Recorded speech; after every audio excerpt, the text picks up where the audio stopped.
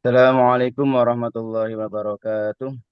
Waalaikumsalam Waalaikumsalam warahmatullahi warahmatullahi wabarakatuh. wabarakatuh. Bismillahirrahmanirrahim. Alhamdulillahi rabbil alamin. Wabihi nasta'in ala umuri dunia wa din. Salatu wassalamu ala asrafil anbiya'i wal mursalin. Nabiyina Muhammadin wa ala alihi wa sahbihi ajma'in amma ba'du. Qala Allah Ta'ala fi kitabil karim. A'udhu billahi minasyaitonir rajim. La in sakartum la azidannakum wa la in kafartum inna adzabi lasyadid. Wa qala Rasulullah sallallahu alaihi wasallam khairukum man ta'allama al-Qur'an wa 'allamahu. Shadaqallahul adzim wa shadaqa rasul karim. Saya yang terhormat ngurus Kim, saya yang terhormat Ustadz Herman Budianto serta jamaah kajian inspirasi muslimah dimanapun berada. Pertama-tama marilah kita senantiasa memanjatkan puja-puji syukur kepada Allah Subhanahu wa taala dengan ucapan alhamdulillah kita dapat melaksanakan kajian di pagi hari ini dengan judul bahaya riba. Semoga kajian kita senantiasa diiringi oleh Allah Subhanahu wa taala. Amin amin ya rabbal alamin. Sholawat serta salam semoga senantiasa tercurahkan kepada junjungan kita Nabi Muhammad Sallallahu Alaihi Wasallam dengan ucapan Allahumma sholli ala Sayyidina Muhammad. Semoga kita mendapat syafaatnya di akhirat kelak. Amin. Sini saya selaku moderator akan membacakan susunan acara pada pagi hari ini. Yang pertama adalah pembukaan. Yang kedua adalah pembacaan ayat suci Al-Quran. Surat Al-Baqarah ayat 100, 275 sampai 281. Kemudian pemaparan materi oleh Ustadz Irman. Selanjutnya ada tanya jawab. Kemudian acara terakhir adalah penutup atau doa. Baiklah kajian di pagi hari ini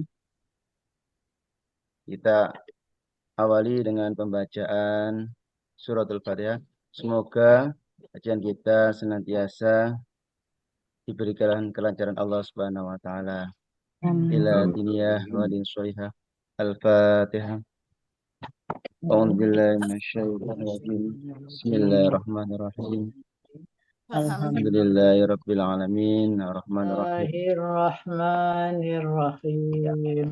Wa iyyaka nasta'in ihdinas siratal mustaqim.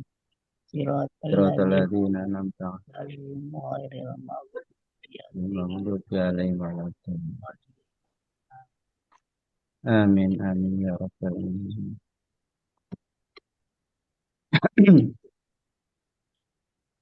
Alhamdulillah. Ustadz Widi baca chat saya dulu. Alhamdulillah Ustadz Edi udah besok mau haji sebentar lagi. Baca chat saya dulu sebentar. Ini ada profilnya Ustadz Herman gitu. Tolong di-share.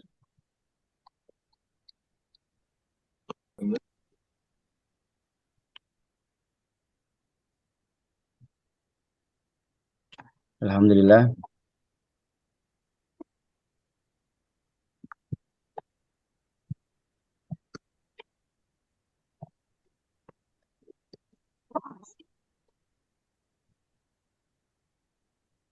Itu pembacaan eh, untuk selanjutnya pembacaan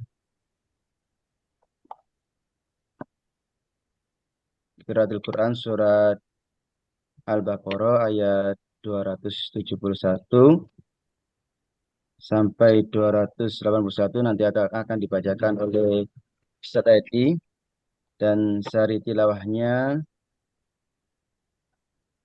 nanti akan dibacakan oleh Bapak Adin dari Tholibah Tadarus Ikhwan ya.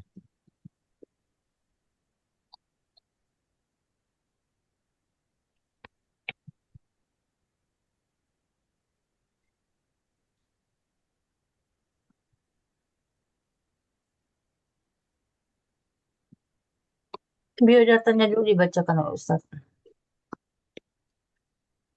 Gimana?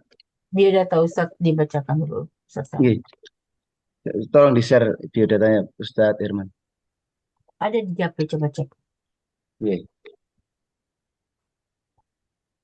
Baiklah, sambil menunggu Ustadz Edi, kita bacakan dulu biodata dari Ustadz Irman ya.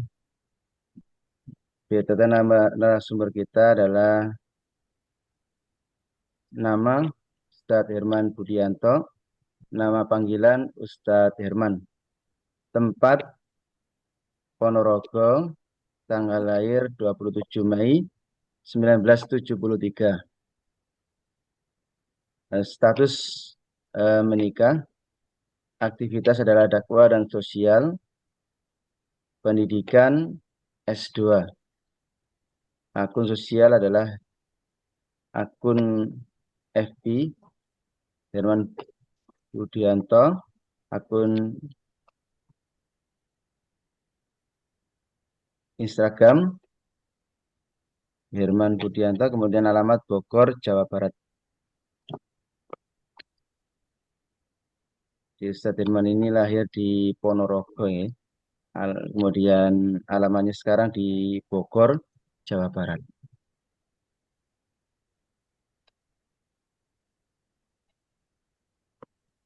Alhamdulillah Ustaz itu udah hadir. Nggih.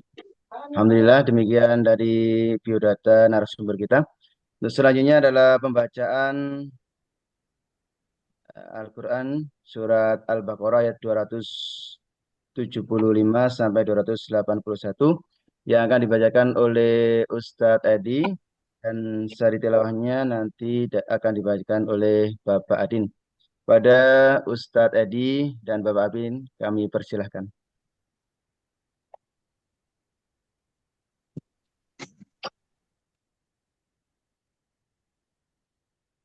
Silakan Ustadz Edi. Ayat 271 surat Al-Baqarah. 275. Nggih, 275. Afwan. A'udzu billahi minasyaitonir rajim.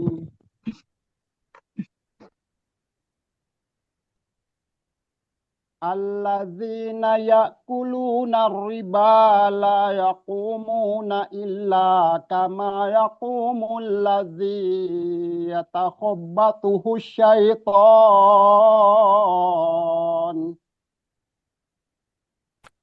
Yatakhabbathu syaitanu minal mas.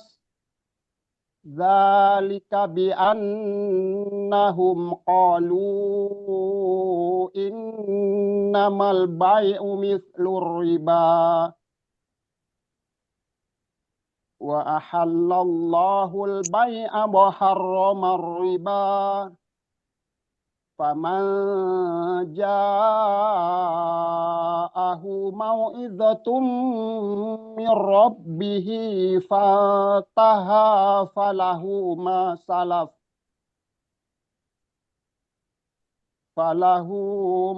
salafa wa amruhu ilallah.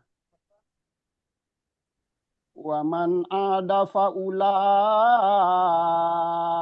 ashabun narihum fiha khalidun. Yamhaqullahu riba wa burbis sadaqat. Wallahu la yuhibbu kulla kafarin athim. Innalladzina amanu wa amilus solihati wa aqamus sholata wa atawuz zakata lahum ajruhum inda rabbihim wala khawfun alaihim wala hum yahzanun. Ya ayyuhalladzina amanu taqullah. Ya ayyuhalladzina amanu taqullaha wa zaru ma baqiya minar riba in kuntum mu'minin. Fa illam taf'alu fa'zanu biharbin minallahi wa rasulih. Wa in tubtum falakum ru'usu amwalikum la tazlimuna wa la tuzlamun. Wa in kana dhu usratin fanadhiratun ila maisarah. Wa an tasaddaqu khairul lakum in kuntum ta'lamun. Wattaqu yawman turja'una fihi ilallah. Wattaqu yawman turja'una fihi ilallahi thumma tuwaffa kullu nafsin ma kasabat wa hum la yuzlamun. Sadaqallahul azim. Silakan Pak Din. Aku berlindung kepada Allah dari godaan setan yang berikut. Dengan menyebut nama Allah yang Maha Pengasih lagi Penyayang. Orang-orang yang memakan riba tidak dapat berdiri, melainkan seperti berdirinya orang-orang yang kemasukan setan karena riba. Yang demikian itu karena mereka berkata bahwa jual beli sama dengan riba. Padahal Allah telah menghalalkan jual beli dan mengharamkan riba. Barang siapa mendapat peringatan dari Tuhannya, lalu dia berhenti, maka apa yang telah diperolehnya dahulu menjadi miliknya. Dan urusannya berserah diri kepada Allah. Barang siapa mengulangi, maka mereka itu penghuni neraka. Mereka kekal di dalam. Allah memusnahkan riba dan menyuburkan sedekah. Allah tidak menyukai setiap orang yang tetap dalam kekafiran dan bergelimang dosa. Sungguh orang-orang yang beriman mengerjakan kebajikan, melaksanakan sholat, dan menunaikan zakat, mereka mendapat pahala di sisi Tuhannya. Tidak ada rasa takut pada mereka, dan mereka tidak bersedih hati. Wahai orang-orang yang beriman, bertakwalah kepada Allah, dan tinggalkan sisa riba yang belum dipungut, jika kamu orang yang beriman. Jika kamu tidak melaksanakannya, maka umumkanlah perang dari Allah dan Rasul. Tetapi jika kamu bertobat, maka kamu berhak atas pokok hartamu. Kamu tidak berbuat zalim, merugikan dan tidak zalimi atau dirugikan. Dan jika orang yang berutang itu dalam kesulitan, maka berilah tenggang waktu sampai dia memperoleh kelaparan. Dan jika kamu menyedekahkan, itu lebih baik bagimu jika kamu mengetahui. Dan takutlah pada hari ketika kamu semua dikembalikan kepada Allah. kemudian setiap orang diberi balasan yang sempurna sesuai dengan apa yang telah dilakukannya, dan mereka tidak dizalimi atau dirugikan. Shadaqallahul azim. Assalamualaikum warahmatullahi wabarakatuh. Waalaikumsalam warahmatullahi wabarakatuh. Maha benar Allah dengan segala firman-Nya. Semoga pembacaan tadi menambah keberkahan kajian kita di pagi hari ini. Amin amin ya rabbal alamin. Untuk selanjutnya adalah pemaparan kajian bahaya riba oleh Ustadz Herman Budianto MSI. Pada Ustadz Herman kami persilahkan. Baik, Bismillahirrahmanirrahim. Sambil izin share screen ya. Oke, silakan Ustadz. Sudah kelihatan ya? Oke, sudah. Baik. Bismillahirrahmanirrahim. Assalamualaikum warahmatullahi wabarakatuh. Assalamualaikum warahmatullahi wabarakatuh. Wabarakatuh. Alhamdulillah. Alhamdulillah amana bi umatil iman wa islam wa taufiq wa hidayah wa syiat wa afiyah wa nasta'inu bi khair wa quwwatil qawiyah. Fa innahu la khawla wa la quwwata illa billah. Asyhadu an la ilaha illallah wahdahu la syarika lahu wa asyhadu anna Muhammadan abduhu wa rasuluhu nabiyya ba'da. Allahumma salli wa sallim wa barik ala sayyidina wa syafi'ina wa nabiyina wa ala alihi wa sahbihi wa man wala. Subhanaka la ilma lana illa ma 'allamtana innaka antal alim amma ba'd. Baik para asatidzah sekalian yang dimuliakan oleh Allah Ta'ala, serta para jamaah semuanya, semoga pada pagi hari ini kita senantiasa diberikan rahmah, barokah, ridha dari Allah Subhanahu wa Ta'ala, serta diberikan rezeki yang halal dan thayyiban, rezeki yang insyaallah semakin mendekatkan diri kita kepada Allah Subhanahu wa Ta'ala.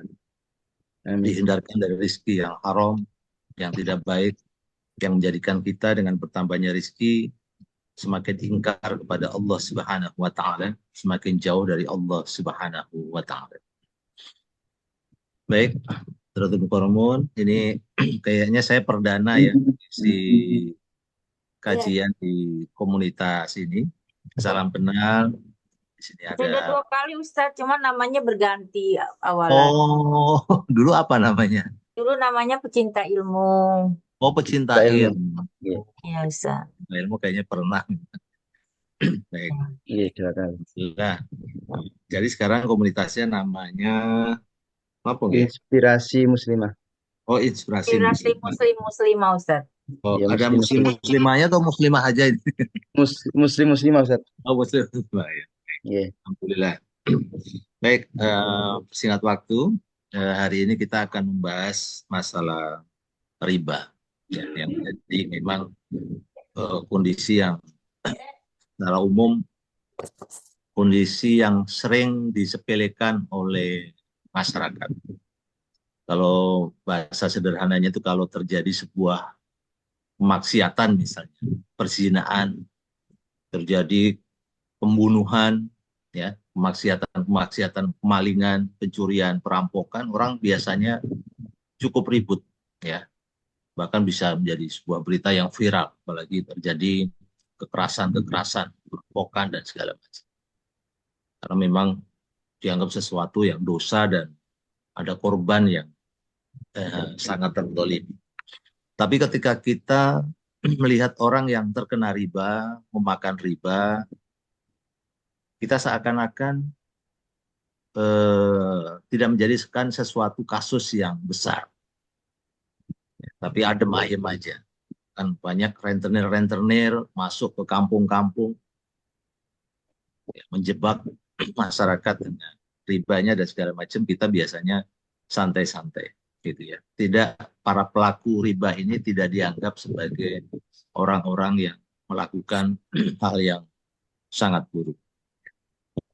Ini di tempat saya ya, saya nggak tahu Kalau di tempat yang lain, apakah memang seperti itu juga atau tidak? Ya, Ustaz. Iya, Iya, hampir sama Ustaz. Kami ya, kurang Iya, sami. lebih. Nah, ini PR bagi kita karena memang kalau kita kaji riba ini kan ternyata sesuatu yang sangat memprihatinkan, menyedihkan, menakutkan.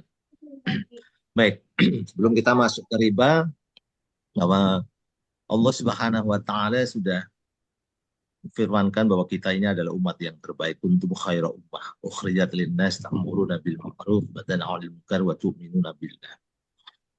Kata Allah Subhanahu wa taala, kamu adalah umat yang terbaik yang dilahirkan untuk manusia, menyuruh kepada yang ma'ruf dan mencegah dan dari yang mungkar dan beriman kepada Allah Subhanahu wa taala. Para mufassirin menjelaskan bahwa ayat ini adalah pernyataan bahwa umat Islam adalah umat yang terbaik, bukan Yahudi. Umat Islam adalah umat yang terbaik. Dan syarat menjadi yang terbaik ini dalam tafsir Ibnu Katsir harus selalu melakukan amar ma'ruf, nahi munkar, dan menguatkan keimanan kita kepada Allah Subhanahu wa taala. Tapi kondisi umat yang sekarang sedang tidak baik-baik saja, sedang tidak dalam kondisi sebagai umat yang terbaik. Oke, maka tugas kita lah untuk terus melakukan amar ma'ruf, mengajak kebaikan, bikin kajian ilmu, dan lain-lainnya, termasuk pada hari ini semangat berdakwah, dan seterusnya, dan mencegah kemungkaran-kemungkaran, walaupun nahi mungkar ini sesuatu yang lebih berat dan lebih sulit kita laksanakan, karena biasanya nahi mungkar ini berhubungan dengan hukum. Kalau sebuah hukum tidak dijalankan dengan baik, maka tentu akan menyuburkan kemungkaran-kemungkaran yang dilakukan. Maka tugas kita sebatas ketika melihat kemungkaran, ya, kita menasihatinya dengan lisan. Tapi kalau tidak berani, fa'ilam yastati bagi qalbi dzalika al-mufad. Dzalika al-iman.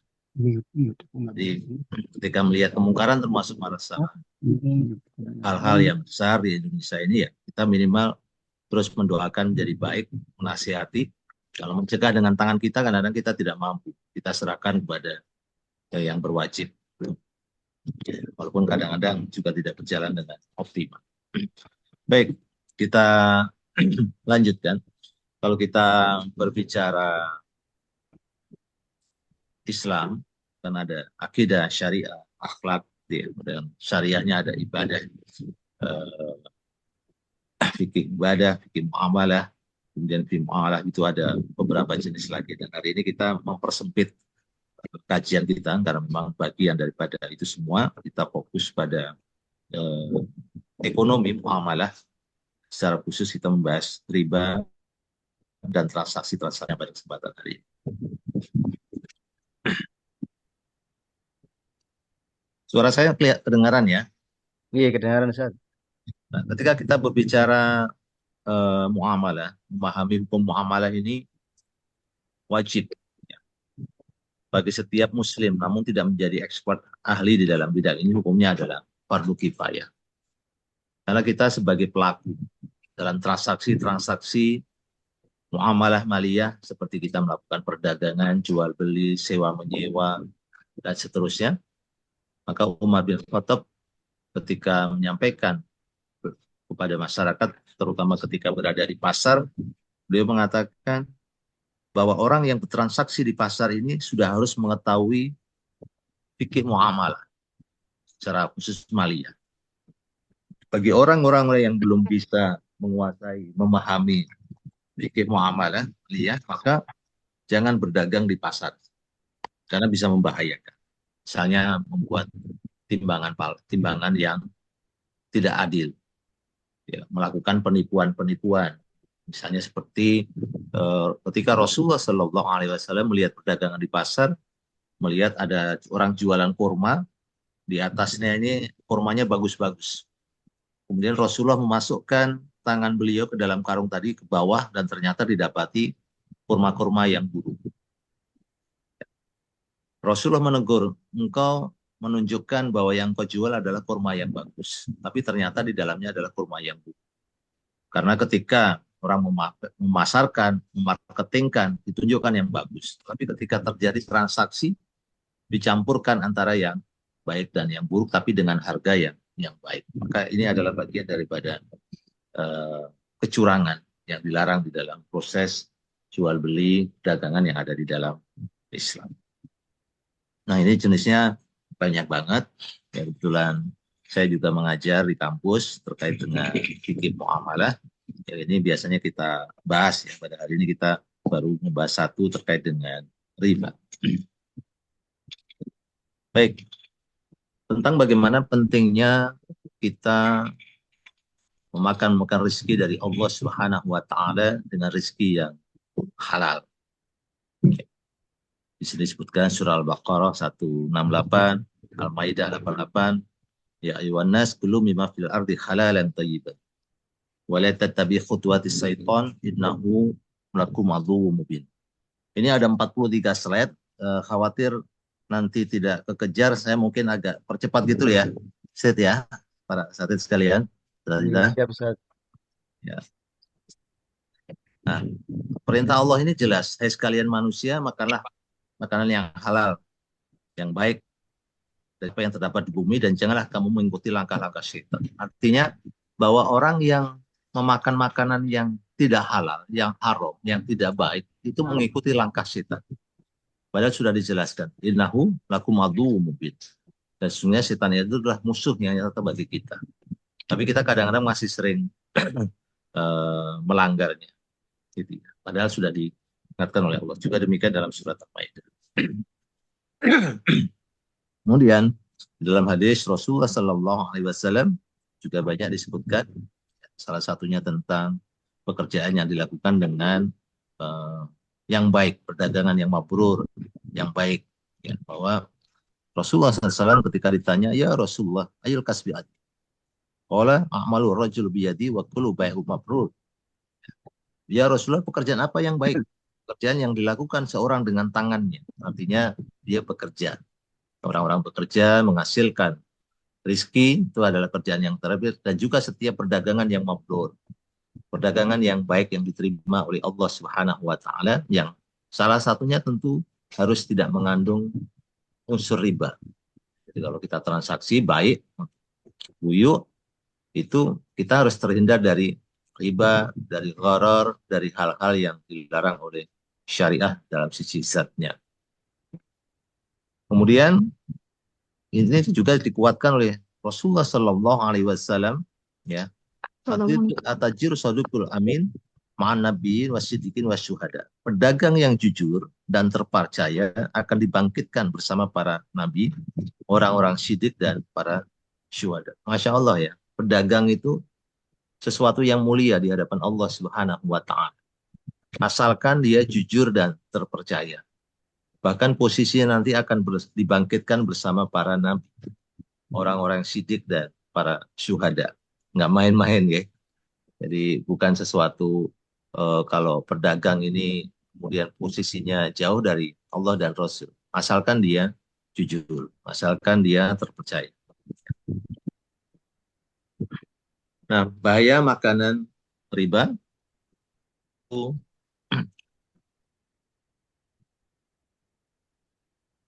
hati. Kita sudah hafal wa inna fil jasad mudghah idza salahat jasadu kullu fa idza fasadat jasadu kullu ala wa hiya qalb.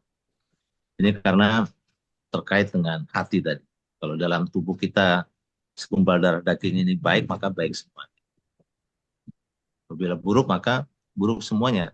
Seperti kita minum di gelas, kalau isinya air putih, maka keluarnya air putih. Kalau di gelas isinya kopi, keluarnya kopi, kan gitu. Sama dengan kita, kalau kita ini hati kita baik, yang kita omongnya jadi baik, yang kita sikapkan juga baik. Tapi kalau di dalam hati kita ini buruk, penuh dengan racun dan seterusnya, maka setiap ngomongnya, sering ngomongnya omongan hal yang buruk, sering caci maki, sering menggibah, sering memfitnah, dan keburukan-keburukan yang ya, maka ini penting karena berdasarkan makanan apa yang masuk dalam tubuh kita, kemudian membentuk daging, membentuk masuk hati.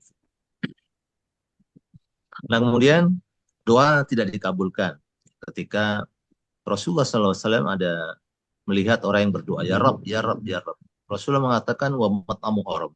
wa masyrabu haram, wa mal yalbasu haram, wa ghudhiya bil haram. Fala yustajab. Ya. Dalam hadis Muslim, ketika ada orang berdoa ya Rabb, kemudian Rasulullah mengatakan makanannya haram, minumannya haram, bajunya dari haram, dan dia dibesarkan dari yang haram, mana mungkin Allah mengabulkan doa-doa. Maka jangan meremehkan riba ketika kita ingin berdoa, dan termasuk hal-hal yang haram yang lain. Ya, karena akan menjadikan doa kita tidak akan dikabulkan oleh Allah SWT. Kita ingin rezeki kita bertambah, kita ingin karir kita baik, kita ingin anak-anak kita soleh-solehah, kita ingin keluarga kita sakinah mawaddah warahmah, kita ingin bangsa kita ini baldatun thayyibatun wa rabbun ghafur. Tapi kalau kita masih terus memakan yang haram, mana mungkin Allah mengabulkan doa-doa kita. Kemudian akan membawa ke neraka. Ya. Kullu lahmin nabatu min syu'an nari aulabi. Tidaklah tumbuh daging dari makanan yang haram kecuali neraka yang lebih utama untuknya. Jadi ngeri sekali ketika kita ini mau memasukkan hal-hal yang haram dalam tubuh kita, maka akan menjadi bahan bakar api neraka. Maka bagaimana kita lihat Abu Bakar As-Siddiq, Umar bin Khattab ketika tidak tahu terlanjur meminum susu yang susunya itu ternyata berasal dari hal yang haram, maka Abu Bakar As-Siddiq dan Umar bin Khattab radhiyallahu anhu ini langsung memuntahkan air susu tersebut. Nah, termasuk kita harusnya kalau kita terlanjur meminum, memakan yang haram dan kita tiba-tiba mengetahui bahwa itu yang haram, maka harus kita muntahkan saat itu juga. Tapi kalau kita mengetahuinya terlambat, maka kita tentu banyak melakukan taubat pada Allah Subhanahu wa Ta'ala. Ini penjelasan yang lainnya juga ada dalam surat Al-Mu'minun 51 ya, tentang pentingnya yang halal. Nah, teman sekalian mulakan Allah Subhanahu wa Ta'ala. Kemudian perintah meninggalkan riba secara khusus di dalam surat Al-Baqarah yang tadi dibaca oleh Ustaz, siapa tadi namanya ya? Ustaz Edi. Wa harumar riba. Ustaz siapa? Ustaz Edi ya? Nggih, Ustaz Edi. Oh, nggih, Ustaz Edi. Wa halal bai'a wa harumar riba. Allah menghalalkan jual beli dan haramkan riba. Ini terkait dengan dulu pernyataannya orang Yahudi sebenarnya bahwa jual beli ini haram, jual beli ini riba.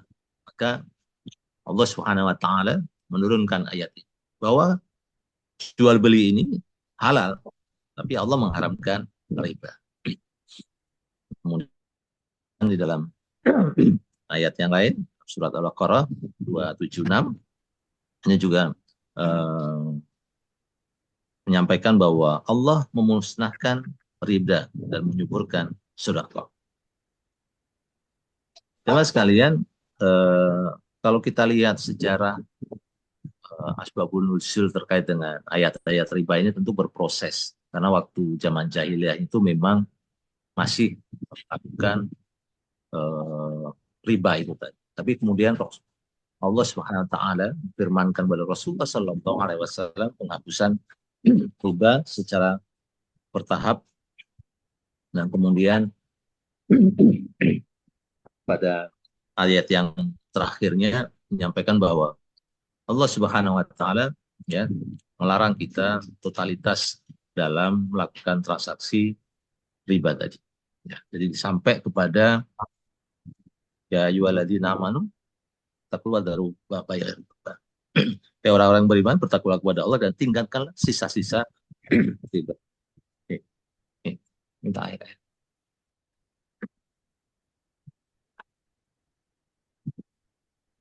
Maaf sebentar. Jadi sampai akhirnya sisa-sisa ribanya pun sudah dihilangkan. Jadi kejadiannya adalah ketika orang sedang terjadi transaksi pinjam meminjam. Ketika ayat terakhir surat Al-Baqarah 278, 279 ini turun, maka sisa-sisa bunganya pun nggak boleh diambil. Dia harus dikembalikan pokoknya. Ini ayat terakhir tentang masalah riba. Baik, ini hadis-hadisnya ya. Dirhamur riba yaqulu rajulu wa huwa ya'lamu asyaddu min syittati salasina sayyisan kan ya. 1 dirham uang riba yang dimakan oleh seorang dalam keadaan sadar jauh lebih dahsyat daripada 36 wanita berzina. Ya, kalau diskusinya ada yang mengatakan hadis ini dhaif, tapi akan menjadi sebuah pembelajaran bagi kita semuanya, bahwa riba itu tetap sesuatu yang sangat mengerikan. Yang hadis yang sahih adalah dari Muslim ini. Karena Rasulullah Shallallahu Alaihi Wasallam akilah riba wa mukilah wa katiba wa syahidai. Rasulullah Shallallahu Alaihi Wasallam melaknat pemakan riba yang memberi makan kedua orang saksinya dan pencatatnya. Ada riwayat Muslim. Maka secara umum ulama mengatakan bahwa semua yang dalam lingkaran pelaksana riba jadi dilaknat oleh Rasulullah Shallallahu Alaihi Wasallam. Bayangkan ketika kita ini dilaknat oleh Rasulullah. Rasulullah SAW melaknat kita, maka Allah juga akan melaknat kita. Ya. Maka kita dilaknat, jauh mendapatkan keberkahan, jauh dari mendapatkan syafaat Rasul, jauh mendapatkan pertolongan dari Allah Subhanahu wa Ta'ala. Ya. Maka ini sesuatu yang luar biasa. Kemudian di hadis yang ini juga riba mempunyai 73 pintu tingkatan. Yang paling rendah dosanya sama dengan seorang yang melakukan zina dengan ibunya. Naudzubillah min dzalik. Ini sesuatu yang mengerikan. Kalau kita sudah mendengar ini, harusnya kita takut. Harusnya kita gemetar. Kalau kita masih melakukan transaksi-transaksi riba dan harus berusaha seoptimal mungkin untuk meninggalkan permasalahan-permasalahan riba.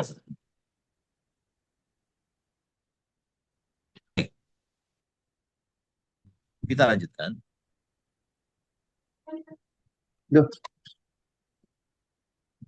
Nah ini dalam disebutkan nanti di akhirat ketika Rasulullah SAW bermimpi, beliau melihat ada seorang laki-laki di tengah sungai yang berusaha untuk keluar, tetapi laki-laki di pinggir sungai tadi melempari mulutnya dengan batu dan memaksanya kembali ke tempat asal. Ya, maka Rasulullah bertanya, siapakah itu? Maka diberitahu bahwa laki-laki di tengah sungai itu adalah orang yang memakan riba. Jadi nanti di akhirat ada sebuah sungai dan sungainya bukan sungai yang bersih seperti yang kita lihat sekarang, adalah sungai yang busuk, sungai yang panas, yang kemudian laki-laki itu berada di situ, dia berusaha untuk keluar dari sungai tadi, yang berisi dengan darah, nanah, dan seterusnya, tapi dia tidak bisa naik karena terus dilemparin mulutnya dengan batu. Di sini Bukhari tentu sahih hadis ini. Jadi kita harus benar-benar sangat takut kepada Allah Subhanahu wa Ta'ala. Rasa khauf kita ini semakin kita kuatkan. Wa amman khaufa maqama rabbih wa nahan nafsa 'anil hawa fa innal jannata hiyal ma'wa. Menumbuhkan rasa khauf ini, rasa takut pada Allah ini sesuatu yang penting akan kebesaran Allah. Mencegah dari hawa nafsu kita ini untuk terus mengikuti nggak apa-apa riba, yang penting makan, yang penting dapat pekerjaan, yang penting dapat hal-hal apapun dan seterusnya. Baik.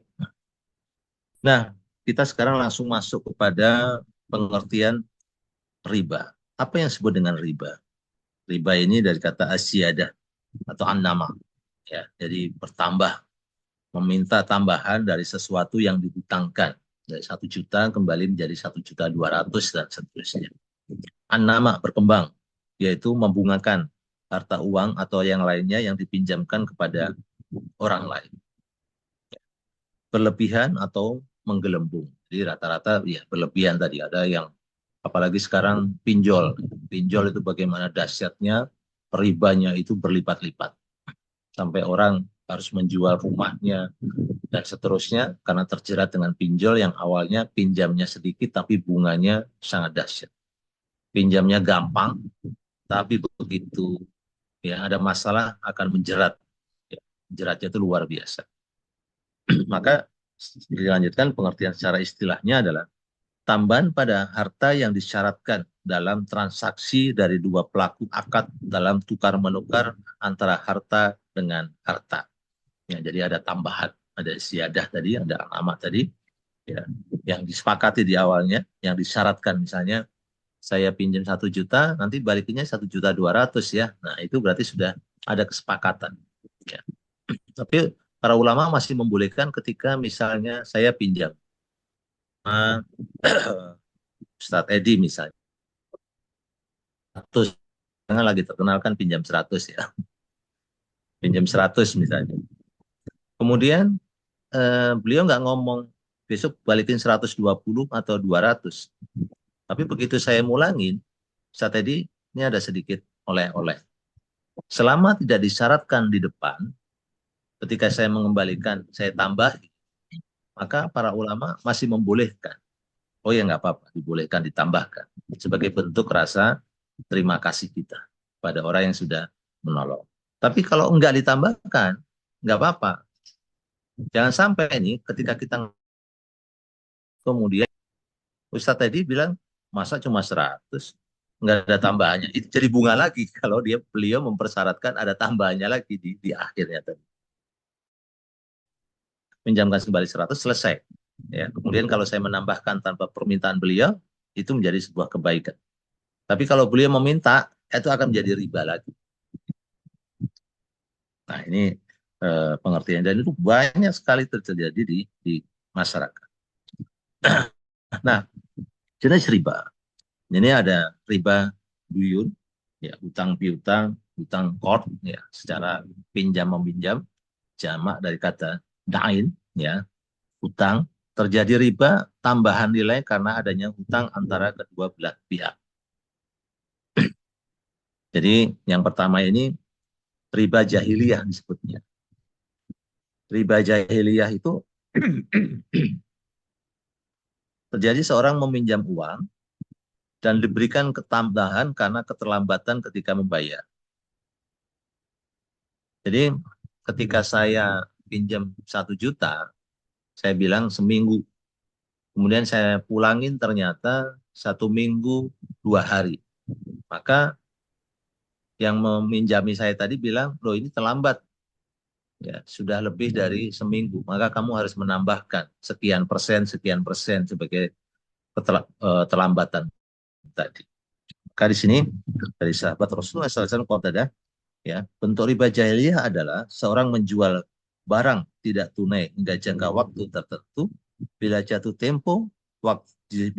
tempo pembayarannya, pembeli tidak mampu melunasinya, dia harus membayar lebih dan waktu pembayarannya diundur. Ini tafsir dari surat At-Tabari dalam ayat 130 surat Al-Imran. Jadi termasuk dalam al-bai atau jual beli. Jual beli ini ada yang cash, ada yang kredit, pesan, dan seterusnya. Jadi sama, ketika dia pinjam uang terlambat ditambahkan bunga, ketika orang jual beli harusnya membayar, kemudian belum mampu membayar, maka dia ditambahkan biayanya. Termasuk riba. Yang berikutnya adalah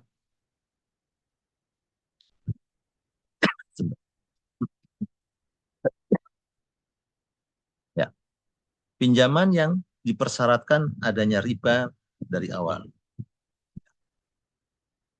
Kullu qardin jasa naf'a haram. Setiap akad utang piutang yang terdapat di dalamnya penambahan nilai, maka itulah riba. Seperti yang saya jelaskan di awal, ketika mempersyaratkan saya pinjam 1 juta harus dikembalikan 1.100.000, maka itu sudah menjadi riba. Nah, ada lagi yang gabungan cara A dan B. Jadi ini lebih parah lagi, dan itu sering terjadi zaman sekarang ini. Yaitu ketika awal mempersyaratkan saya pinjam 1 juta harus kembali 1.200.000. Ketika saya terlambat membayar, maka ditambahkan bunga lagi. Jadi di awal sudah ada bunga, ketika terlambat ditambah ada bunga lagi. Ini lebih dasar dan sering terjadi di zaman sekarang. Ya, pinjol-pinjol, rentenir-rentenir yang keliling ke kampung-kampung, itu rata-rata modelnya adalah bunga berbunga. Sudah berbunga di awal, ditambah bunga denda dan seterusnya. Betul gitu ya, kurang lebih ya.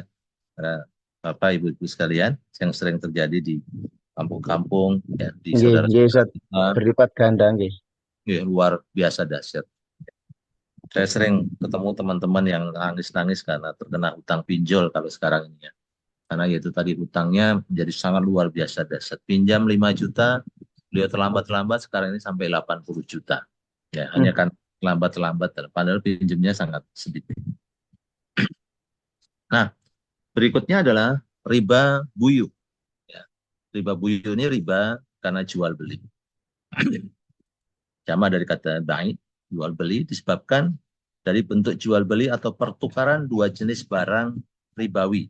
Nah, yang pertama ini terjadi pada 6 barang ribawi dan hal-hal yang hilat sebabnya utamanya sama. Jadi barang ribawi ini kan ada 6, yaitu nggak boleh terjadi pertukaran dengan perbedaan.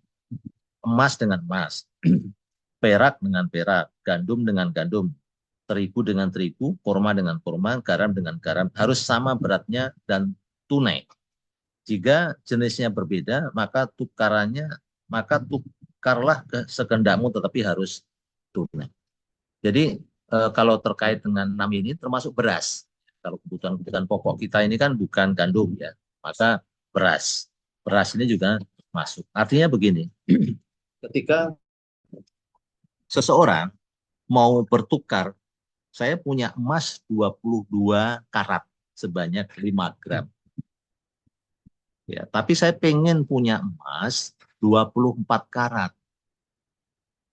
yang tentu beratnya lebih kecil, misalnya menjadi 3 gram. Maka saya menukarkan emas saya yang 22 karat tadi 5 gram dengan emas yang 24 gram tadi emas yang 24 karat tadi yang beratnya 3 gram. Saya tukarkan. Maka itu hukumnya haram. Nggak boleh. Atau gampangannya kalau kita punya beras. Saya punya beras yang harganya 15.000 sekilo. Ya. Tapi sedikit, cuma 10 kilo misalnya. Saya pengen berasnya agak banyak kan. Maka saya pengen tukar dengan beras yang harganya 12.000 atau 11.000 biar lebih banyak, nggak cuma sekilo, mungkin jadinya 15 kilo. Dan saya datang, ini saya tukar beras. Maka kondisi seperti itu tidak dibolehkan. Tukar menukar yang dilakukan antar barang ribawi disebutnya, ya, pertukaran antar barang ribawi yang dilakukan seperti itu. Maka solusinya adalah dengan menjual. Misalnya saya punya emas 24 gram, saya pengen punya emas yang 22, saya punya emas 24 karat, saya pengen punya emas yang 22 karat saja. Maka emas yang 24 karat saya tadi dijual dulu. Dijual, hasilnya baru digunakan untuk membeli emas yang 22 karat. Atau kalau beras tadi, kalau beras saya adalah 15.000, maka beras tadi saya jual dulu, baru untuk membeli beras yang 12 ribuan. Gitu. Jadi tidak boleh langsung tukar menukar kalau barang ribawi. Ya. Walaupun sama-sama ridho ya Ustaz. Walaupun sama-sama ridho, kan akadnya kan antara diminkum ya, sama-sama ridho. Tapi ridho karena melakukan maksiat nggak boleh gitu. Oh, okay. Nggak boleh. Saya mohon maaf nih, orang zina, sama-sama seneng kan, boleh nggak kira-kira? Gitu. Kan tetap nggak boleh zina walaupun sama-sama suka. Gitu. Baik. Nah, penjelasan sebenarnya hadis 6 barang ribawi tadi, seperti yang saya jelaskan tadi, penjelasannya misalnya alat tukar, ya, jadi apa namanya, sama dengan yang saya tadi, emas dan perak mewakili alat tukar, sehingga semua jenis alat tukar menjadi riba bila dilakukan jual beli dengan nilai yang berbeda. Ya, jadi termasuk kalau kita tukar menukar uang nih, terjadi falas ya, itu maka itu yang dilarang. Jadi misalnya uang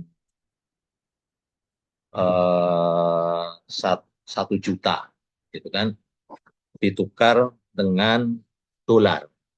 Maka kalau sampai yang kita lakukan itu adalah dengan menambahkan nilai pada nilai itu tadi, ya, rupiah dan dolar tadi, maka ini akan menjadi bentuk riba. Ya, apalagi misalnya terjadi kayak yang transaksi-transaksi falas itu ya, jual beli uang dan segala macam untuk mencari keuntungan dan seterusnya. Ya, ini juga makanan pokok kayak tadi beras, gandum, tepung, itu kan makanan-makanan pokok. Jadi sudah seperti yang saya jelaskan tadi di depan. Nah, jenis riba buyuk, jual beli yang Berikutnya adalah riba fadl, riba tambahan. Tukar menukar barang-barang ribawi dengan jenis yang sama, tapi dengan menambahkan salah satunya. Ini solusinya adalah dengan menjual terlebih dahulu lalu membeli dengan uang tersebut. Seperti yang saya sampaikan tadi ya, riba fadl, riba tambahan tadi. Kemudian riba nasi'ah. Riba nasi'ah ini riba penangguhan. Saling tukar barter barang ribawi yang berbeda jenis, tetapi sama ilatnya dengan sistem tidak tunai atau ditangguhkan. Misalnya, menukar beras dengan tepung. Ini kan sama-sama ribawi, tapi beda jenisnya. Tapi ilatnya sama, yaitu sebagai makanan pokok. Ya, ilat itu sebabnya, ya. Itu sebagai makanan pokok. Menukar beras dengan tepung, tetapi tepung akan diserahkan dalam beberapa hari. Maka ini termasuk riba. Gitu. Jadi harusnya kalau tukar beras dengan tepung ya saat itu juga, gitu ya. Jadi jangan sampai ditunda. Misalnya tukar emas dengan perak, tapi dilakukan nanti. Emasnya sudah ada, peraknya nanti 2 hari lagi, 3 hari lagi. Maka akan terjadi riba. Maka solusinya ya dilakukan secara tunai bareng tukar menukarnya. Nah, ini penjelasan secara global saja sih bagaimana terjadinya riba, menghilangkan dinar ya pada zaman Islam, yang kemudian dinar tersebut menjadi hilang, ya bagaimana peran Amerika yang luar biasa, yang intinya fokusnya adalah uang itu sekarang sudah menjadi permainan Amerika. Kalau dulunya setiap pencetakan uang itu harus ada jaminan emasnya, maka setelah terjadi perang dunia, Amerika ini merubah sistem tadi bahwa pencetakan uang tidak memerlukan jaminan emas. Sehingga Amerika pada waktu itu bebas mencetak uang berapapun untuk modal perang dunia. Ya, sehingga dirusak sistemnya memang oleh Amerika sehingga terjadi percetakan uang tanpa ada kontrol yang kuat, tanpa ada jaminan. Sehingga uang-uang ini kadang-kadang ya hanya selembar kertas, tidak mempunyai nilai yang sesungguhnya. Misalnya uang 1 juta. Kalau zaman dulu ada jaminannya, emasnya itu ada 1 juta. Indonesia mencetak uang 1 triliun, maka ada jaminan emasnya sebanyak segitu. Maka ketika jaminan itu dihilangkan, sebenarnya nilainya akhirnya tidak ada. Ya, ini jebakan-jebakan memang kalau kita bicara luas ya, hari ini mungkin nggak perlu kita bahas secara mendalam. Nah, jamaah sekalian, para satidah sekalian yang dimuliakan Allah, secara umum materinya tadi ini beberapa contoh saja yang sering terjadi, ya, kasus riba kontemporer, pinjam uang dengan bunga atau disyaratkan membayar bunga ketika terlambat membayar. Sering terjadi pada praktek rentenir, bank keliling, termasuk bank konvensional dan seterusnya. Dan ini gampang, iklannya di mana-mana. Orang pinjam itu seakan-akan gampang, sehingga kadang-kadang menggoda orang mencari solusi itu ketika terjadi kesulitan ekonomi, dikit-dikit langsung hutang.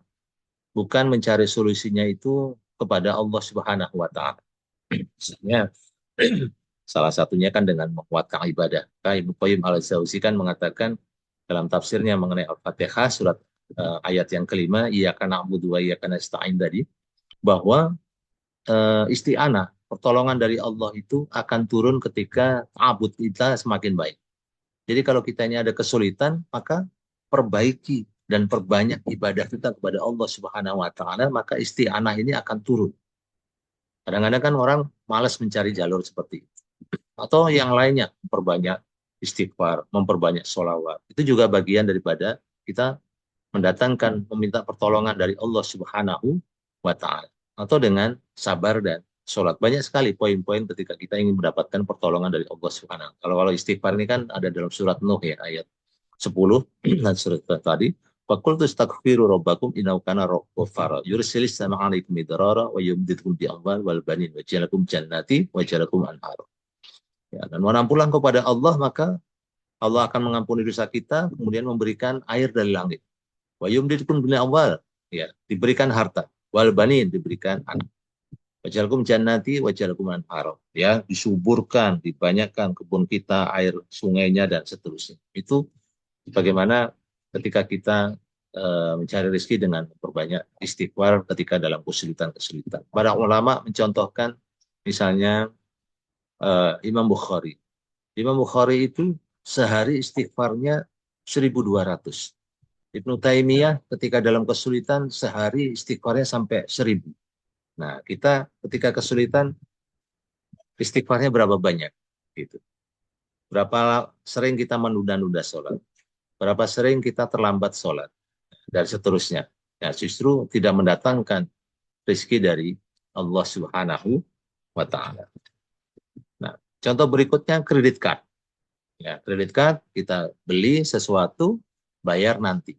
Ya, maka itu sudah berbunga. Walaupun kita bayarnya adalah tidak melebihi waktu sehingga tidak kena biaya, tapi kita sudah sepakat bahwa kita sudah bertransaksi dengan riba.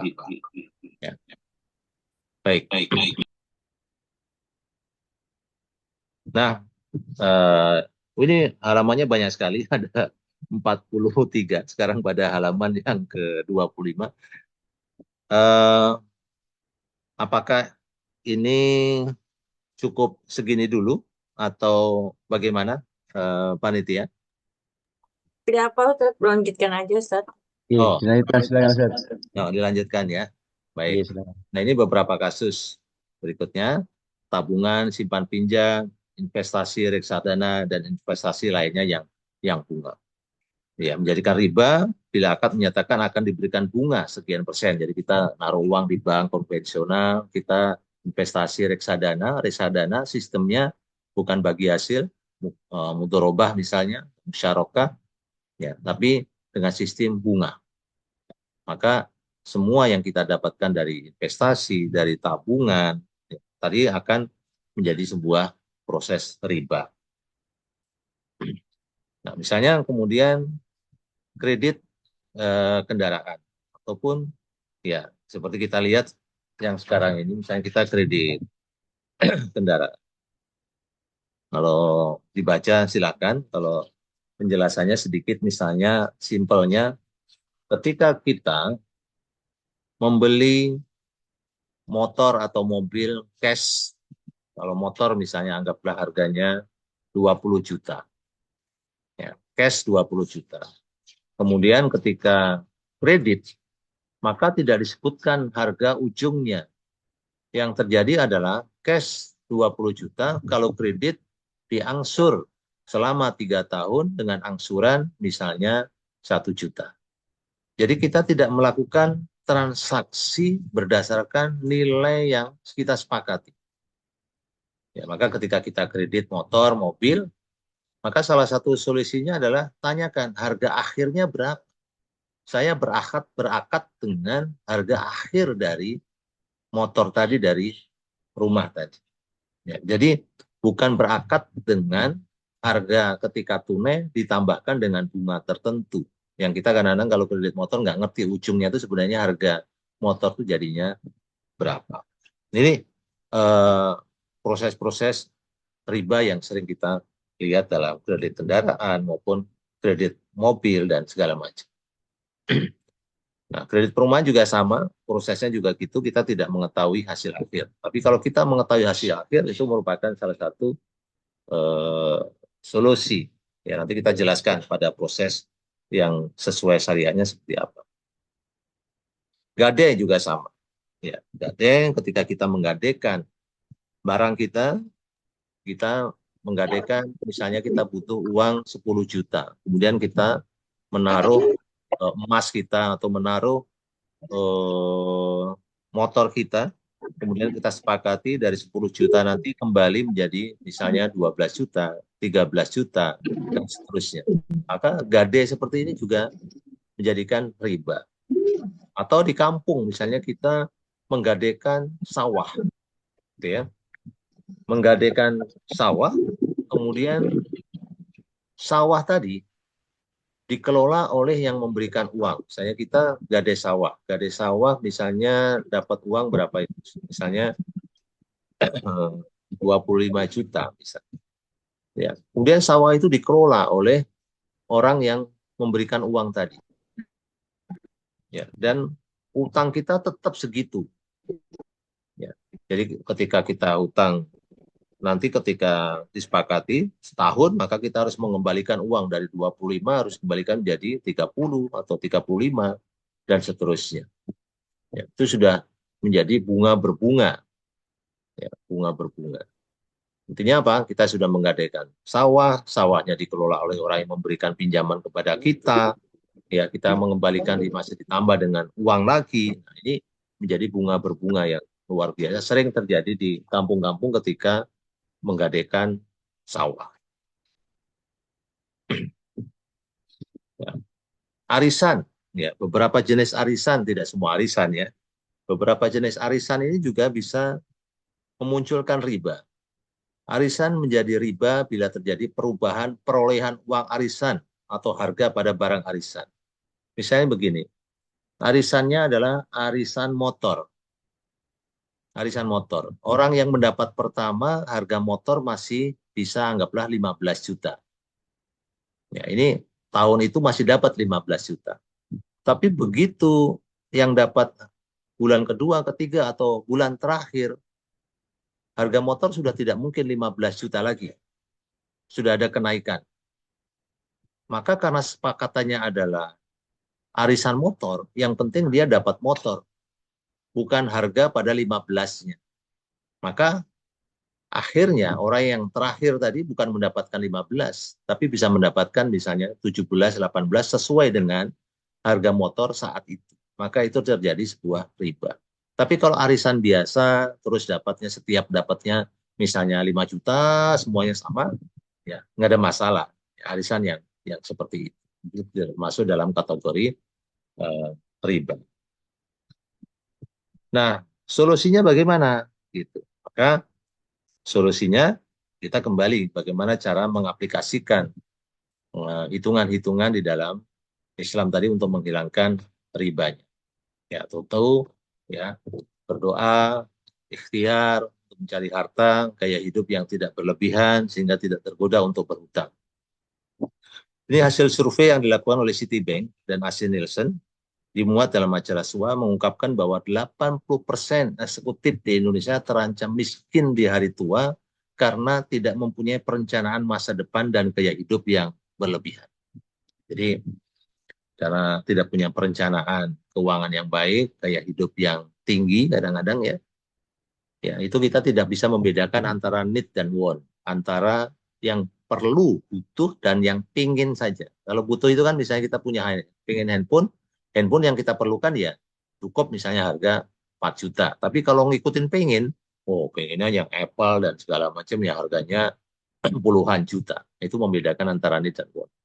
Ya, rumah misalnya cukup ya 36 ya, cukup 36 karat 36 karat tipe 36, tapi karena kita pengen yang baik-baik, yang lebih, maka kita ngambilnya 45, tipe 45 dan seterusnya, yang sehingga hutang kita semakin besar dan terjebak dalam riba. Ya, mencari solusi dari sistem Islam sebagai pengganti sistem riba. Ada jual beli kredit, mudorobah, murabahah, rohan, dan seterusnya. Nah, ini kita sedikit bahas. Ya. Misalnya terkait dengan jual beli kredit. Ya. Maka disebutkan jual beli kredit ini di dalam Islam disebutkan baik bis taskit atau baik bis saman ajil. Ya.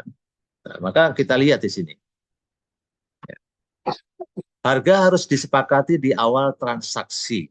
Ya, meskipun pelunasannya dilakukan kemudian. Misalnya tadi, harga motor 15 juta bila dibayar tunai. Ya. Dan 20 juta bila dibayar dalam tempo 5 tahun. Maka tadi seperti yang saya sampaikan di awal, untuk transaksi menghindari riba kita harus tahu ya, kalau kredit itu jadinya berapa. Kalau dalam Islam boleh kredit itu, ya, asalkan jelas kalau kredit harganya berapa. Jangan sampai tunai 15, kredit nggak disebutkan harganya berapa, yang penting angsur 15 juta, 1 juta. Nanti kalau terkait dengan perumahan, maka bertambah bunganya sesuai dengan perubahan bunga yang ada di dalam bank. Nah, ini sudah riba. Angsuran tetap tidak berubah karena pengaruh bunga. Jadi harus angsurannya itu fix, ya, angsurannya flat, rata, tidak naik turun berdasarkan bunga. Tidak boleh diterapkan sistem perhitungan bunga, apalagi pelunasannya mengalami keterlambatan. Ya, jadi kalau terlambat kena denda, bunga, dan walaupun kalau kita lihat di MUI, ketika ada orang yang terlambat melakukan pelunasan dan dia sebenarnya mampu, ya, maka boleh mendapatkan hukuman. Hukuman itu berupa denda, tapi denda tadi tidak boleh diambil oleh pihak yang menghutangkan, tapi disalurkan ke lembaga sosial. Jadi misalnya saya transaksi dengan BSI, kemudian saya terlambat, BSI memberikan denda kepada saya, maka BSI tadi tidak boleh mengambil uang tadi, tapi BSI menyalurkan ke lembaga sosial, misalnya ke lembaga zakatnya BSI, lembaga infaknya BSI. Yang berikutnya, pembayaran cicilan disepakati kedua belah pihak dan tempo pembayarannya dibatasi sehingga terhindar dari praktek buy gharar. Ya, buy gharar itu jual beli yang spekulasi tinggi, adanya penipuan. Gitu. Karena kita nggak ngerti ujungnya ini berapa, yang penting angsur terus, misalnya seperti itu. Ya. Kita lanjut ya. Sistem murabahah. Jadi jual beli sistem murabahah berasal dari kata arif yang bermakna tumbuh dan berkembang dalam perniagaan. Artinya jual beli dengan mendapatkan keuntungan, margin. Ini yang sering terjadi kalau kita transaksi di bank syariah atau di BMT atau di hal-hal yang biasanya transaksi syariah, sering menggunakan sistem murabahah. Ya. Kalau dalam hadisnya, 3 perkara yang mengandung berkah adalah jual beli yang ditangguhkan, melakukan kirot, memberi modal kepada orang lain, dan yang mencampur gandum dengan jelas untuk keluarga, bukan untuk diperjualbelikan.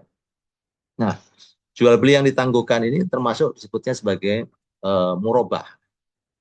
Ya. Jadi murabah ini kalau dijelaskan gambarnya kurang lebih seperti ini. Ya. Kalau pusing bacanya, dipersingkat saja, kurang lebih murabahah itu bisa terjadi jual beli dengan melibatkan 3 orang. Ya, saya sebagai pembeli, satu lagi sebagai yang mempunyai produk, dan satu lagi adalah bagian keuangan atau bagian yang mempunyai modal. Ya, misalnya saya pengen beli rumah, maka saya datang ke bank, ya, menanyakan ini ada rumah yang saya pengen beli, ya, maka pihak bank tadi mendatangi developer rumah. Oh, harga rumahnya berapa? Harga rumahnya misalnya 200. Maka pihak bank tadi membayar kepada pihak developer, ya, misalnya 200. Kemudian bank tadi mengatakan kepada saya, rumah di sana 200. Ya, sudah kita bayar. Dan kemudian pihak bank menjual kepada saya menjadi 250. Jadi harus clear di depan. Harganya berapa, kemudian untungnya berapa? 250. Maka saya mengangsur kepada bank tadi 250 dibagi menjadi 10 tahun, bisa 15 tahun, ya. Maka saya angsurannya fix, angsurannya flat, misalnya 1,5 juta, 1,5 juta, dan seterusnya. Itulah disebut dengan murabahah. Itu terjadi proses melibatkan antara bank dengan pihak yang memiliki produk. Ya. Tapi kalau misalnya secara tradisional kita melakukan dengan teman kita sendiri, ya tidak perlu pihak bank. Misalnya saya pinjam uang, saya mau beli barang misalnya TV. Ya. Kemudian teman kita misalnya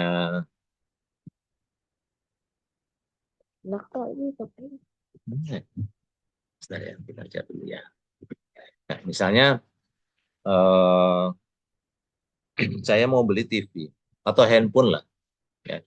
Yang teman ini menjual kredit, secara kredit barang tadi.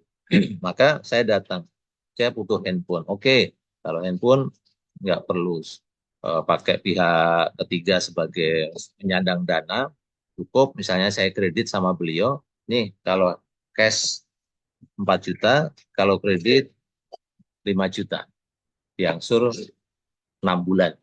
Nah itu juga sudah sistem yang dibolehkan dengan seperti itu, fix. Tidak terjadi adanya bunga, tapi adanya margin, keuntungan. Boleh orang yang cashnya 3 juta, kemudian kalau kredit ya menambahkan menjadi keuntungannya menjadi bisa 4 juta, 5 juta, dan seterusnya. Nah, berikutnya ketika kita melakukan transaksi jual beli atau bisnis, ya, mudorobah, maka bukan dengan sistem bunga. Mudorobah atau kirot berasal dari kot yang berarti potong. Karena pemilik modal mengambil sebagian dari hartanya untuk diperdagangkan dan ia berhak mendapatkan sebagian dari keuntungannya. Menurut istilah fikih adalah akad perjanjian antara kedua belah pihak yang salah satu dari keduanya memberi modal kepada yang lain supaya dikembangkan, sedangkan keuntungannya dibagi antara keduanya sesuai dengan ketentuan yang disepakati. Jadi mudorobah ini sistem kerjasama. Yang satunya sebagai sohibul mal, pemilik dana, dan satunya lagi adalah sebagai mudorib, sebagai pelaksananya. Misalnya, saya punya uang 10 juta. Kemudian, saya bekerja sama dengan Fulan, misalnya dengan A, ini saya punya uang 10 juta. Kamu kan nganggur, mau nggak kira-kira kamu kerjasama pembuatan kios ayam goreng? Oke, sepakat. Ya, saya sebagai pemilik modal dan Fulan tadi sebagai mudoribnya, sebagai pelaksananya. Disepakati di awal, kita bagi hasil ya. Saya tidak mau melakukan dengan gaji. Ya, kalau gaji kan fix nih, saya harus bayar 2 juta, 2 juta, atau 3 juta, 4 juta, dan seterusnya. Tapi kita bagi hasil. Bagaimana bagi hasilnya? Yaitu kalau keuntungan kita bagi. Baginya bagaimana porsinya kita sepakati. Misalnya 30, 70. 40, 60, 50, 50 misalnya. Misalnya 40, 60. Yaitu kalau untung saya dapat 40% dari keuntungan. Ya, dan kalau yang untung si pelaksana tadi mendapatkan keuntungan 60%. Bagi mudoribnya dapat 60%, sayanya sebagai pemodal dapat 40%. Tapi dalam sistem mudoroba ini juga harus menanggung rugi. Kalau rugi yang disebabkan oleh kondisi-kondisi yang memang dibenarkan, kalau memang rugi, misalnya karena kecelakaan, karena musibah, bukan karena malesnya orang yang kita ajak bisnis, maka mudoroba ini juga selain bagi untung juga bagi rugi. Bagi ruginya kalau untung baginya 30-70, maka bagi ruginya juga sama, 30-70. Gitu kurang lebih. Nah, ini skemanya kalau digambarkan ya, seperti yang saya jelaskan tadi, bisa difoto nanti kalau untuk memudahkan. Ya. Gade, rohen. Jadi, karena saya ambil beberapa yang penting saja, karena sering terjadi dalam kehidupan kita sehari-hari. Gade atau rohen adalah tertahan atau tidak bergerak. Menurut istilah ahli fikih, barang yang dijadikan jaminan hutang apabila tidak dapat melunasinya.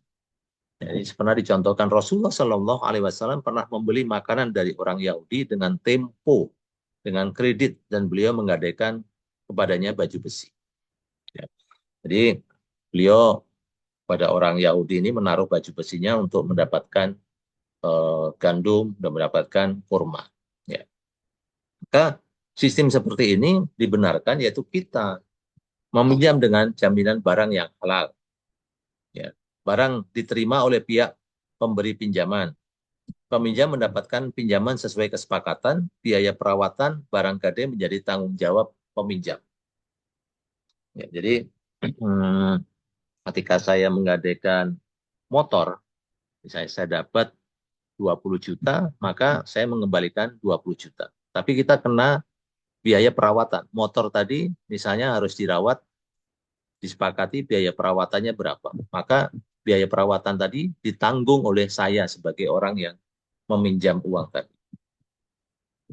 Tidak boleh dengan sistem bunga. Kalau sistem bunga, gade yang biasa, saya gade dapat 15 juta, maka bunganya sekian, nah, maka itu menjadi ya. Pemberi pinjaman boleh memanfaatkan barang gade atas izin pemilik dan sekedar untuk menutupi biaya perawatan. Ya, jadi seperti misalnya tadi, saya menaruh motor, maka motornya boleh dipakai oleh orang tadi, disewakan misalnya, digojekkan, tapi dengan syarat ketika mendapatkan keuntungan, ya maka itu untuk menutupi biaya perawatan. Kalau pendapatannya melebihi dari itu, ya misalnya biaya perawatannya anggaplah selama 1 bulan 100.000 misalnya, ya butuh perawatannya. Ternyata pendapatannya 500.000 per bulan, maka tidak boleh yang 400 itu diambil oleh orang yang menggunakan motor saya tadi sebagai jaminan gade. Bolehnya adalah 400 tadi akan mengurangi pinjaman saya. Ya, jadi biaya perawatannya 100, ternyata hasilnya 500, maka sisanya tadi harus menjadi pengurang dari pinjaman saya. Gitu. Yang sekarang terjadi kan sering sawah-sawah tidak mengurangi pinjaman. Ya, ketika berhasil sawahnya, maka utangnya tetap segitu, bahkan ada tetap dapat bunga, kemudian tidak berkurang dengan hasil sawah yang dikelola oleh orang yang memberikan KD tadi. Nah, berikutnya adalah peminjam tidak mampu membayar. Bila peminjam tidak mampu membayar, maka barang jaminan sesuai kesepakatan dijual. Tadi kalau kita nggak bisa, saya misalnya tidak bisa melunasi, maka motor tadi dijual. Nah, bila harga jual melebihi jumlah hutang, maka sisanya dikembalikan kepada pemilik barang. Masya Allah, secara Islam itu begitu adil. Tapi bila kurang, maka akan menjadi sisa hutang kita. Misalnya tadi, saya pinjam 15 juta. Motor, karena saya nggak bisa melunasi, motor dijual. Ternyata lakunya 17 juta. Maka hutang saya lunas. Dan 2 juta sisanya dikembalikan ke saya. Tapi kalau motor tadi dijual ternyata harganya 13 juta, padahal hutang saya 15 juta, maka saya masih punya hutang 2 juta. Kalau sistem konvensional yang masih pakai riba adalah jaminan tadi dijual. Laku berapapun, maka itu sudah menutupi hutang kita. Ya, jadi kalau lakunya 17, yaitu untungnya bank.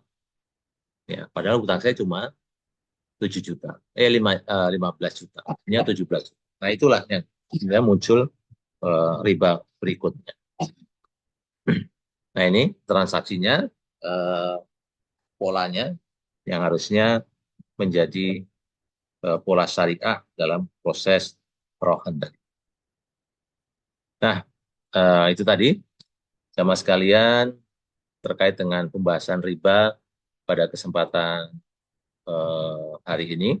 Ya, masih banyak sebenarnya kalau kita mau mengkaji terkait dengan permasalahan-permasalahan riba. Tapi untuk sementara ini dulu, nanti kalau kurang bisa kita lanjutkan pada pertemuan yang lain kalau nanti kita bisa sepakati waktunya. Ya.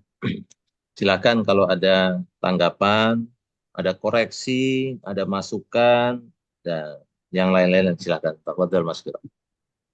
Terima kasih Ustaz Herman. Demikian kajian kita. Ada yang bertanya ini, setelahnya adalah sesi tanya jawab. Silakan raise hand. Ya, sudah ada Bu Eha Solihat. Silakan Bu Eha. Assalamualaikum warahmatullahi wabarakatuh. Saja izin bertanya. Ini mungkin kasus-kasus yang nggak tahu nih tadi udah dibahas atau belum. Terkait ini saja ada teman nih yang mau mengajak. Dia punya Ustaz, kan Ustaz. Ustaz nih. Ustaz ya. Afwan, Ustaz. Ya, Ustaz ada Herman.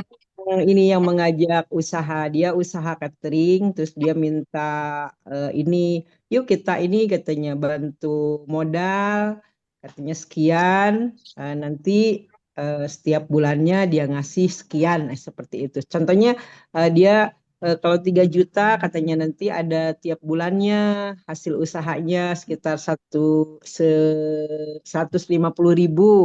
Nah, itu mungkin salah satunya itu apakah memang diperbolehkan ataupun termasuk riba atau memang halal gitu, tidak termasuk riba. Bentar Bu, Terus yang ini sebentar Ibu, bentar anak saya nangis bentar. Tadi oh dulu ya, saya Nah, suaranya siap timpang. Ustaz. iya, Gimana silakan, ulang? Bu. Iya, silakan Bu tadi. Iya, diulang lagi, Ya Ustaz. sedikit Iya, aja iya, yang Oh iya, silakan. jadi ini ada teman yang mau ngajak dia punya usaha seperti baik. catering kayak gitu.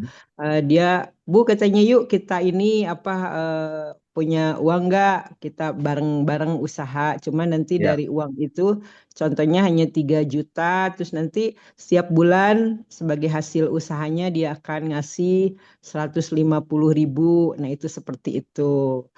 Terus yang keduanya terkait dengan memang sekarang alhamdulillah ya banyak juga bank-bank syariah.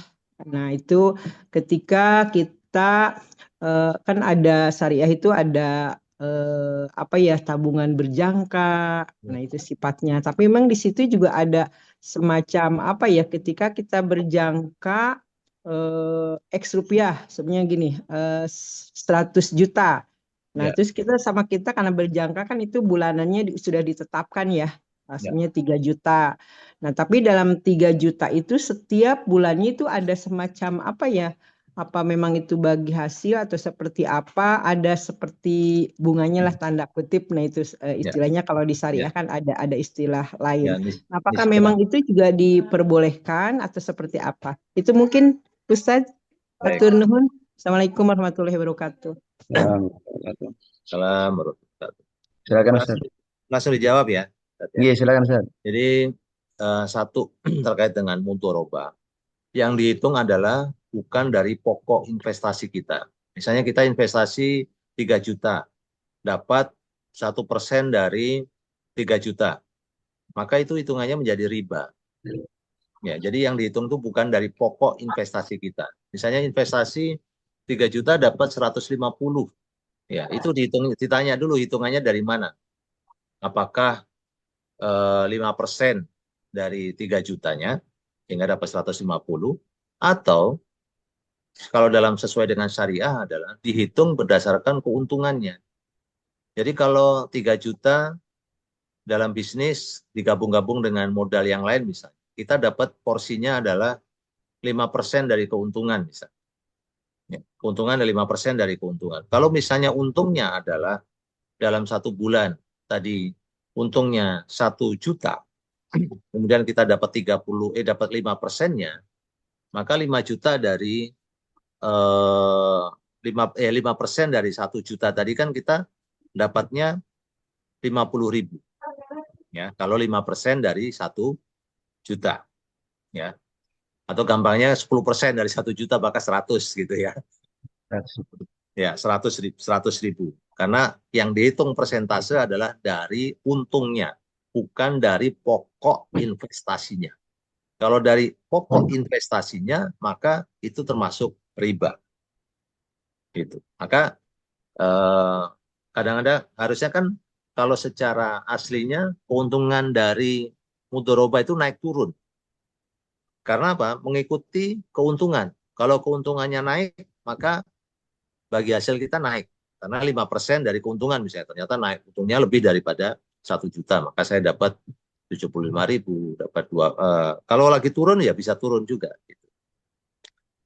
Nah ini yang proses yang sebenarnya. Ya, cuma kadang-kadang bagi para pebisnis yang sudah ahli, ya biasanya seperti yang dilakukan bank tadi Bu, nisbah gitu. Nisbahnya sudah ditentukan. Bagi nisbah itu kan tadi seperti misalnya kita berbicara bagi hasil 35-65 misalnya. Bagi kita nisbahnya adalah 35 itu setara dengan berapa? Yaitu dihitungkan dari keuntungannya. Maka kalau kita lihat laporan deposito syariah kita, yang kita dapat tuh naik turun. Ya, kalau kita lihat deposito syariah kita ya, itu naik turun. Oh, kadang-kadang segini, kadang-kadang segitu. Kalau sama dengan ikut reksadana syariah. Ya. Maka kalau kita ikut reksadana syariah juga kita dapat laporan keuntungan kita naik turun. Kadang-kadang segini, kadang-kadang segitu. Karena memang tergantung dengan keuntungannya berapa dan kita sepakati dapat berapa persen dari keuntungan tersebut. Itu kurang lebih Ibu Eha Solihat. Apaan saja, hatur nuhun. Ye, Assalamualaikum Sami. warahmatullahi Oke. Salam warahmatullahi. Terima kasih. Pesannya dari Bu Putri Umu Aliyah, silakan. Naam, Masya Allah, jazakallah khair, Ustadz. Assalamualaikum, Pak Ustadz Herman. Ya. Anak ingin bertanya. Salam. Tafadhal. Jadi usia kelahiran anak-anak 10 tahun yang lalu itu ada daftar manfaat asuransi dengan asuransi syariah, Alians Syariah untuk pendidikan dan kesehatan, Ustadz. Pada tahun ke-8 ayahnya wafat, Ustadz. Jadi Baik. asuransi itu sudah diberhentikan untuk iurannya, Ya. tinggal diambil manfaat untuk pendidikan dan kesehatan untuk Ya. anak-anak. Itu jadi gimana itu, Ustadz? Maksudnya bisa diteruskan atau memang jadi sudah kita tidak memberikan tidak iuran lagi setiap bulannya, sudah berhenti dan tinggal mengambil manfaatnya nanti kalau misalnya satu Ya. waktu sedang sakit, dari situ bisa di-cover untuk kesehatannya. Nanti kalau misalnya memang butuh dana pendidikan pada saat besarnya juga bisa diambil manfaatnya. Pakai apa tadi Bu asuransinya? Alians Syariah, Ustadz. Alians Syariah. Ya, Alians Syariah. Jadi itu asuransi pendidikan atau kesehatan? Pendidikan dan kesehatan. Oh, pendidikan dan kesehatan. Jadi kalau kita mohon maaf yang melakukan asuransi meninggal sudah berhenti, asuransi iurannya sudah berhenti, Pak Ustadz. Iurannya berhenti, tapi anak-anak masih berhentinya itu sesuai dengan perjanjian. Misalnya harus 5 tahun, harus 10 tahun begitu. Iya, kan kita kepesertaannya sampai 10 tahun. Tapi di tahun ke-8 abahnya Alia wafat gitu. Jadi tidak banyak iuran lagi gitu. Tapi nanti manfaatnya bisa didapat selama itu kan sampai usia ayahnya 65 tahun di cover. Ya. Walaupun kemarin kan wafatnya itu umur 53 tahun. Jadi dalam perjanjiannya disebutkan seperti itu. Betul. Dijelaskan tidak, Ibu, kira-kira dana itu didapat dari mana? Sistem bagi hasilnya kah? Sistem ada takafulnya? Takaful itu artinya tanggungan, ya, saling menanggung. Misalnya begini, dalam asuransi syariah sistemnya ada 2, ya, yaitu sistem dana takaful dan sistem keuntungan bagi hasilnya. Jadi kalau takaful itu begini maksudnya, bukan berarti asuransi takaful ini ya. Takaful itu artinya menanggung ya. Takaful itu maksudnya gini, ketika kita ikut asuransi bayar premi misalnya 1 bulan 1 juta, yang diinvestasikan adalah sebenarnya 900. Yang 100 adalah dana takaful. Dana takaful itu adalah dana saling membantu, saling membackup sesama nasabah ketika terjadi hal yang harus dibayarkan. Nah, itu satu keuntungannya dari dana takaful. Yang kedua adalah dari dana investasi, dari dana 900 per bulan tadi dikumpulkan, akhirnya keuntungan kita mencapai berapa. Dana keuntungan itu kan tidak langsung diberikan kepada kita. Betul. Ini diberikan sesuai dengan kebutuhan. Misalnya kebutuhan saat anak masuk SD, anak masuk SMP, atau SMA. Plus kalau memang asuransinya kesehatan, maka diberikan ketika kita membutuhkan untuk klaim kesehatan tadi. Betul. Nah, kalau memang disebutkan bahwa dananya adalah dana takaful, kemudian dananya berikutnya adalah dari keuntungan bisnis asuransi yang halal, maka itu dibolehkan. Ya.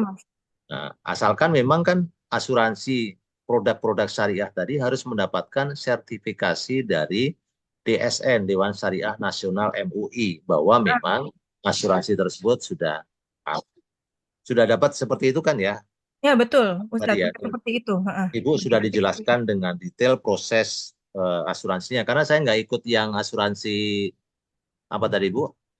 Alians Syariah. Alians tadi ya, saya tidak mengetahui sistemnya, tapi kalau sistem asuransi syariah secara umum seperti itu tadi, dapatnya adalah dari dana takaful dan dana bagi hasil yang dilakukan oleh dana-dana premi yang kita kumpulkan tadi. Oh, betul. Berarti seperti itu, Ustadz, Ya, insya Allah. betul. Masya Baik, Allah. baik gitu ya. Alhamdulillah, pencerahannya Ustadz, Oke. Masya Allah. Jazakallah khair. Baik, saya segila khair. Terima kasih Ustaz. Oke. Untuk selanjutnya dari Bu Anjani ya. Silakan. Ya, baik Ustadz. Jazakallah khair. Assalamualaikum Ustadz Herman. Mohon mau izin bertanya. Misal ini antar teman aja. Kan beliau butuh uang misalnya. Ya. Cuma saya nggak punya uang, adanya emas gitu. Misalkan cincin 5 gram. Terus saya jadinya pinjamkan emas ke beliau dan pas saat dijual emas itu seharga 800.000 kali 5 gram berarti harganya 4 juta. Terus beliau kembalikannya misalnya 1 tahun kemudian dan harga emas sudah naik sekarang harganya jadi 1 juta. Ya. Beliau itu biar nggak riba, Ustadz, beliau kembalikannya ke saya dalam bentuk emas 5 gram atau uang 4 juta. Ya. Sesuai harga emas yang tadi dijual. Akadnya adalah di awal pinjam emas atau pinjam uang. Beliau mau pinjam uang tapi karena nggak ada uang jadi saya pinjamkan emas untuk dijual gitu, Ustaz. Ya, jadi yang menjual siapa? Yang pinjam. Yang pinjam. Nah, kalau yang meminjam adalah jadi Ukti tadi memberikan emasnya kan. Kalau akhirnya pinjam emas maka kembalinya emas. Walaupun harganya sudah berubah. Walaupun harganya berubah.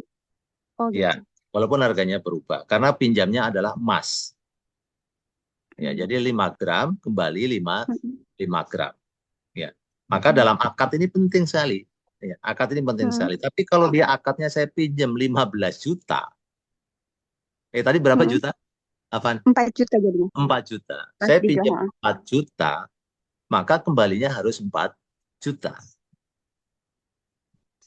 Maka di akad ini di awalnya kesepakatannya apa? Gitu. Kalau Ukti memberikan kepada beliau, nih pinjamannya adalah emas. Ini ada 5 gram, silakan dijual, maka kembalinya nanti juga 5 gram. Gitu. Maka tertulisnya adalah 5 gram. Gitu.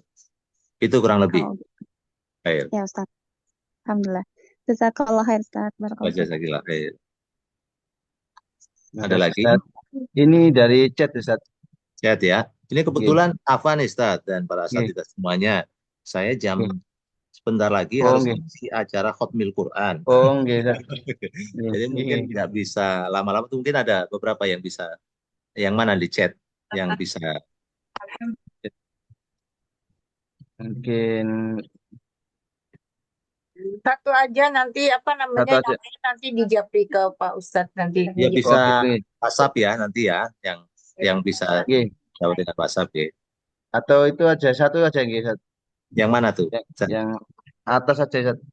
Yang membutuhkan uang buat pendidikan lumayan besar 100 juta. Itu. Yang paling atas. Dia pinjam. Assalamualaikum. Yang paling atas yang mana? Yang itu. Evi, Ustadz Wiji. Yang Evi. itu Ustadz pinjam bank. Saya membutuhkan uang buat pendidikan lumayan besar, pangkalnya misalnya 100 juta. Iya saya. Ya. Nah, bagaimana saya pinjam ke bank? Nah, kalau pinjamnya ke bank adalah dengan sistem langsung pinjam dan dapat bunga sekian, maka tentu riba. Maka bisa disiasati adalah dengan cara murabahah tadi. Dengan sisi murabahah tadi. Maka kita pinjam ke bank syariah, nanti bank syariah akan melakukan transaksi dengan sekolah ataupun kampus, maka kemudian kita ada perjanjian dengan bank syariah. Ya, itu sudah banyak itu di produk-produk bank syariah terkait dengan pinjam biaya pendidikan. Misalnya 100 juta. Ya, 100 juta. Maka oleh pihak banknya diselesaikan dengan biaya pendidikan tadi 100 juta. Maka ada transaksi bagi hasilnya, marginnya, yaitu misalnya bank memberikan margin menjadi 1.200.000. 1.200.000. Berapa itu? 120 juta misalnya, atau 110 juta. Ya, kemudian 110 atau 120 juta tadi disepakati diangsur berapa lama? Entah itu 5 tahun, entah 6 tahun, dan seterusnya. Itu digunakan akadnya murabahah. Itu kurang lebih, Zat. Ya. Terima kasih. Demikian tadi kajiannya. Untuk yang belum terjawab nanti bisa ke bertanya di WhatsApp ya. Masa insyaallah ya. Ya, insya Allah akan dijawab oleh Ustadz Herman. Insyaallah, insyaallah. Demikian kajian kita bahaya riba. Semoga kita terhindar dari riba ya. Amin, amin. Riba dari segala segi. Semoga kajian kita senantiasa diberkahi Allah Subhanahu wa taala. Amin. Kita akhiri kajian kita dengan bacaan hamdalah bersama-sama. Alhamdulillah. Alhamdulillahirabbil alamin. Subhanakallahumma wa bihamdika asyhadu an la ilaha illa anta astaghfiruka wa atubu ilaik. Assalamualaikum warahmatullahi wabarakatuh. Waalaikumsalam. Assalamualaikum. Jazakallah khair, Ustaz. Bapak sakit. Jazakallah khair, Ustaz. Jazakallah khair, Ustaz. Astagfirullah. Penjelasannya, Insya Allah. Saya batin semuanya. Amin. Oke, Saya izin lah. Ustaz Wiji yang Saya izin ya. pertanyaan di grup, Pak. Jazakallah kalau kasih Ustaz. Oke, jazakallah Ustaz. Oke. Fi amanillah. Assalamualaikum. Ustaz tolong di copy paste yang di Zoom, di chat Zoom. Kasih ke saya. Oke, siap. Jazakumullah khairan kasiran ya sahabat semua, izin